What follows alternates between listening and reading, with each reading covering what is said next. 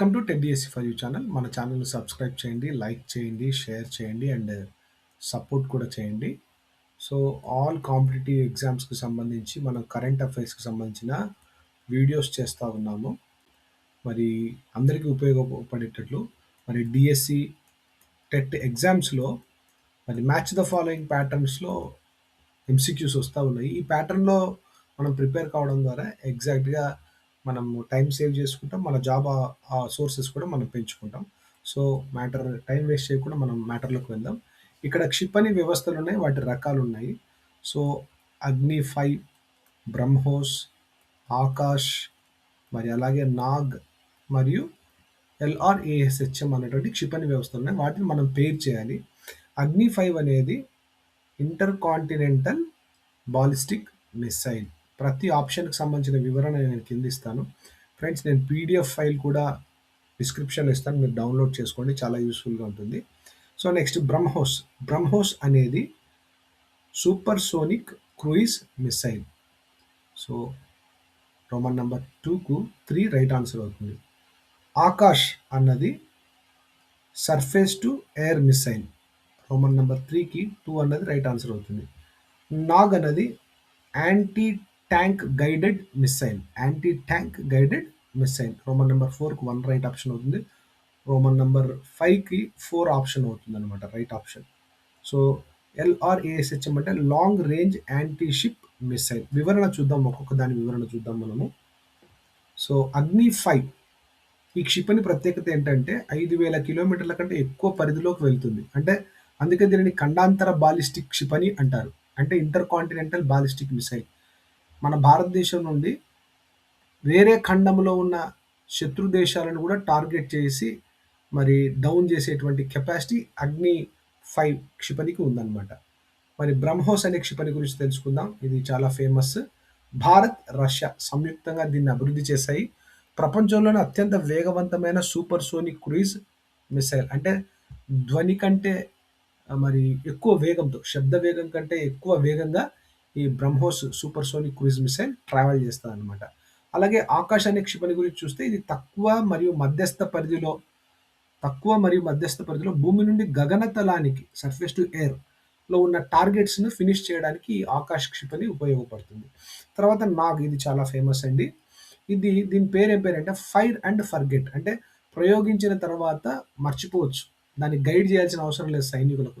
Just దాన్ని fire చేసి వదిలేస్తే, ఎయిమ్ లాక్ చేసి దాన్ని మనం రిలీజ్ చేస్తే డైరెక్ట్గా మరి ఆటోమేటిక్గా అదే గైడ్ చేసుకుంటూ వెళ్ళి లక్ష్యాలను ఛేదిస్తుంది. ముఖ్యంగా ఇది ట్యాంక్ విధ్వంసక క్షిపణి. సో ఇక్కడ బిట్ ఉంది మనకు. సో కింది వాటిలో ట్యాంక్ విధ్వంసక క్షిపణి ఏది అన్నప్పుడు నాగ్ క్షిపణిని సెలెక్ట్ చేయాలి. నెక్స్ట్ ఎల్ఆర్ఏఎస్హెచ్ఎం చూడండి, long range anti ship missile. ఇది భారతదేశంలో ఈ విభాగంలో హైపర్సోనిక్ సామర్థ్యాలను పరీక్షిస్తూ ఉంది. చూస్తే మనము మరి సుదూర శ్రేణి ఓడ విధ్వంసక క్షిపణి. ఇది సుదూర శ్రేణి ఓడ విధ్వంసక క్షిపణి. దీనిని భారతదేశ పరిశోధన అభివృద్ధి సంస్థ డిఆర్డిఓ ప్రత్యేకంగా అభివృద్ధి చేసింది. ఎందుకంటే సముద్రంలో శత్రు నౌకలను అడ్డుకోవడానికి ఈ యొక్క ఎల్ఆర్ఏఎస్హెచ్ఎం అనేటువంటి క్షిపణిని తయారు చేసింది. డిఆర్డిఓ గురించి మరిన్ని వివరాలు చూద్దాం. డిఆర్డిఓ అంటే defence research and development organisation. ఇది 1958లో స్థాపించబడింది డిఆర్డిఓ. దీని ప్రధాన కార్యాలయం న్యూఢిల్లీలో ఉంది. సో ఇది ఏం చేస్తుందంటే భారత సాయుధ దళాలు అంటే ఆర్మీ, నేవీ, ఎయిర్ ఫోర్స్కు అత్యాధునిక ఆయుధాలు, క్షిపణులను, రాడార్లను, ఇతర రక్షణ పరికరాలను స్వదేశీ పరిజ్ఞానంతో అభివృద్ధి చేసి అందిస్తుంది. దీని నినాదం డిఆర్డిఓ నినాదం గుర్తుపెట్టుకోండి ఫ్రెండ్స్, బలస్య మూలం విజ్ఞానం. అంటే బలానికి మూలం విజ్ఞానం. అలాగే మరి నెక్స్ట్ డిఆర్డిఓ యొక్క ప్రధాన పనులు చూద్దాం మనము. ఇది క్షిపణులను అభివృద్ధి చేస్తుంది. డిఆర్డిఓ స్వదేశీ పరిజ్ఞానంతో క్షిపణులను అభివృద్ధి చేస్తుంది. అందులో అగ్ని, పృథ్వీ, ఆకాష్, నాగా వంటి క్షిపణులన్నీ ఉన్నాయి. అలాగే యుద్ధ విమానాలను డెవలప్ చేయడం కూడా ఇది కీలక పాత్ర వహిస్తుంది. తేజస్ లైట్ కాంబాట్ ఎయిర్ క్రాఫ్ట్ 28 ఇయర్స్ సెలబ్రేషన్ జరిగింది ఫ్రెండ్స్ ఈ మధ్య రీసెంట్గా 2026లో. ఇక్కడ నుంచి బిట్ రావడానికి అవకాశం ఉంది, 25 ఇయర్స్ కాబట్టి. సో ఈ తేజస్ లైట్ కాంబాట్ ఎయిర్ క్రాఫ్ట్ను డెవలప్ చేయడంలో డిఆర్డిఓ కీలక పాత్ర వహించింది. దాని గురించి కొంత చూద్దాము. 25 ఏళ్ల వేడుకలు తేజస్ యొక్క తేజస్ ఎల్సీఏ 25 ఏళ్ల వేడుకలు జరగడానికి కారణం ఏంటంటే దీని తొలి ప్రయాణం 1996 జనవరి 4న జరిగిందనమాట. సో అప్పటి నుండి ఇప్పటికి లెక్కేస్తే 25 ఇయర్స్ అయినాయి. కాబట్టి సెలబ్రేషన్స్ చేశారు. ఖచ్చితంగా ఇక్కడ నుండి బిట్ రావడానికి ప్రతి కాంపిటీటివ్ ఎగ్జామ్‌లో అవకాశం ఉంది. దాని పూర్తి వివరణ కూడా ఇక్కడ ఇస్తున్నాను నేను. ఇది భారతదేశం యొక్క స్వదేశీ సాంకేతిక పరిజ్ఞానంతో అభివృద్ధి చేసిన తేలికపాటి యుద్ధ విమానం. ఏది? తేజస్ ఎల్ఏసి. సో దీన్ని ఎక్కడ తయారు చేసినారంటే మరి హిందుస్థాన్ ఏరోనాటికల్ లిమిటెడ్స్‌లో తయారు చేయడం జరిగింది. హాల్ అంటామనమాట.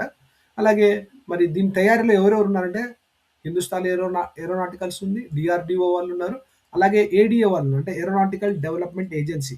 ఈ ముగ్గురు కలిసి మరి ఎల్ఏసీని తేజస్ ఎల్ఏసీని ఈ యుద్ధ విమానాన్ని డెవలప్ చేశారు. ఇది తేలికపాటి యుద్ధ విమానం, బహుళ పనితీరు యుద్ధ విమానం కూడా.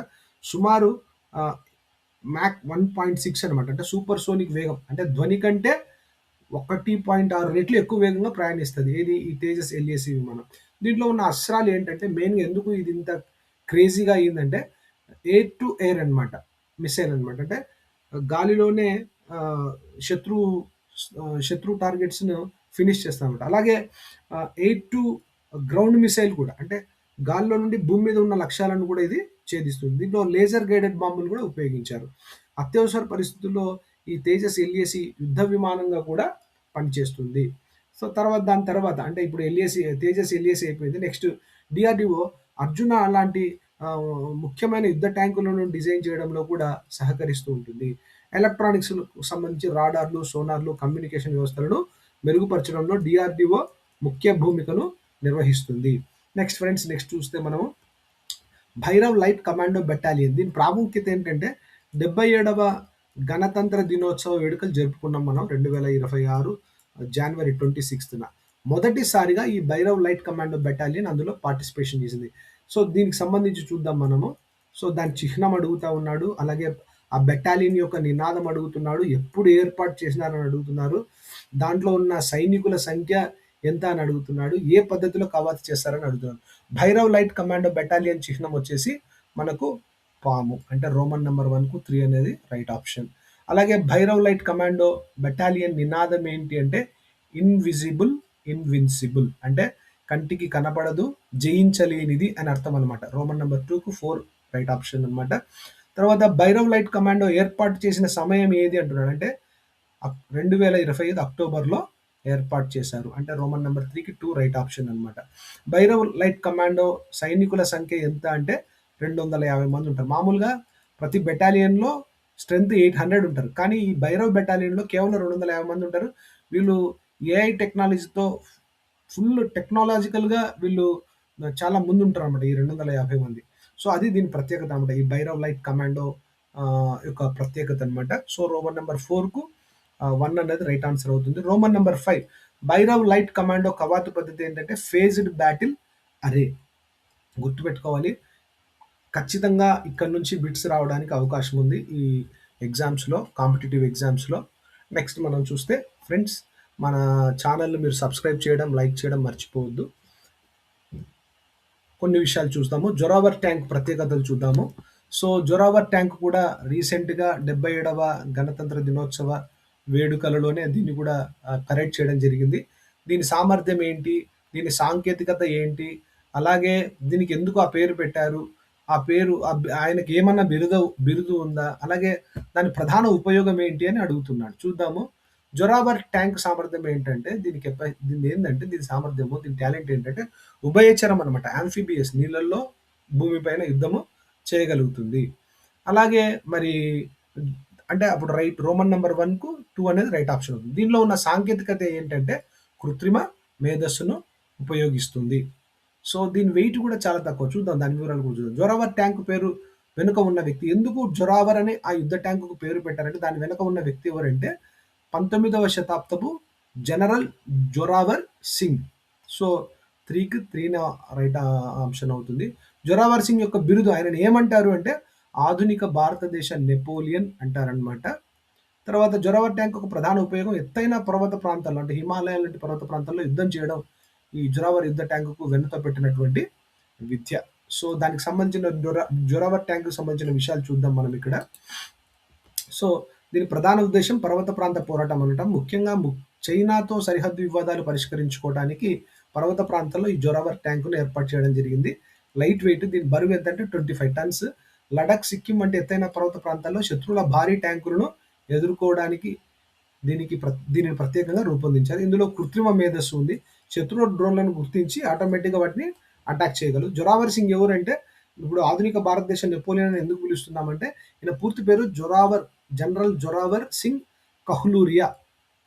చరిత్రలో సముద్రగుప్తుని మనం ప్రాచీన భారత నెపోలియన్‌గా పిలుస్తాం. అయితే జొరావర్ సింగ్ ఎవరంటే, జమ్మూ రాజు అయినటువంటి గులాబ్ సింగ్ వద్ద సైన్యాధ్యక్షుడిగా ఉండేవాడు 19వ శతాబ్దంలో.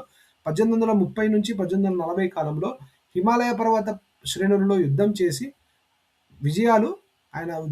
సాధించిన విజయాలు అద్భుతమైనవి. అందుకే ఈయనను ఆధునిక నెపోలియన్‌గా పిలుస్తారు. ఈయన పేరు మీదనే, ఎందుకంటే పర్వత ప్రాంతాల్లో ఈయన యుద్ధాలు చేసి గెలిచినాడు కాబట్టి ఈయన పేరు మీదనే ఆ యొక్క యుద్ధ ట్యాంకుకు జొరావర్ యుద్ధ ట్యాంక్ అని పేరు పెట్టారనమాట.